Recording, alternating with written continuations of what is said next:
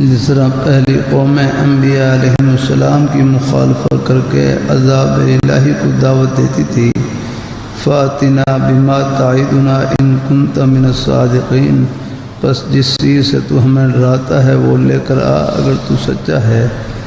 پھر جب عذاب الہی آیا تو اس کا نقشہ اللہ تعالیٰ نے یوں بیان فرمایا، وَأَمَّا عَادٌ فَأُهْلِكُوا بِرِيحٍ صَرْصَرٍ عَاتِيَةٍ سَخَّرَهَا عَلَيْهِمْ 7 لَيَالٍ و8 أَيَّامٍ حُسُومًا فَتَرَى الْقَوْمَ فِيهَا صَرْعَىٰ كَأَنَّهُمْ أَعْجَازُ نَخْلٍ خَاوِيَةٍ فَهَلْ تَرَىٰ لَهُم مِّن بَاقِيَةٍ۔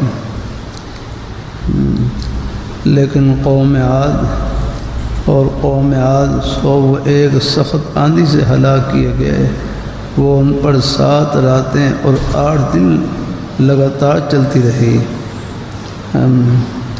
اگر آپ موجود ہوتے اس قوم کو اس طرح گرا ہوا دیکھتے گویا وہ گری ہوئی کھجور کے تنے ہیں، بڑے لمبے لمبے قد تھے۔ جب اللہ تعالیٰ کا عذاب آیا تو بالکل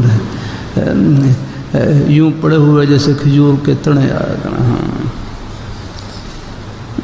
اللہ تعالیٰ اپنی قدرت استعمال کریں تو ایک جھٹکا ہم برداشت نہیں کر سکتے، یاد رکھنا۔ سو تمہیں کیا ان کا کوئی بچا ہوا نظر آتا ہے؟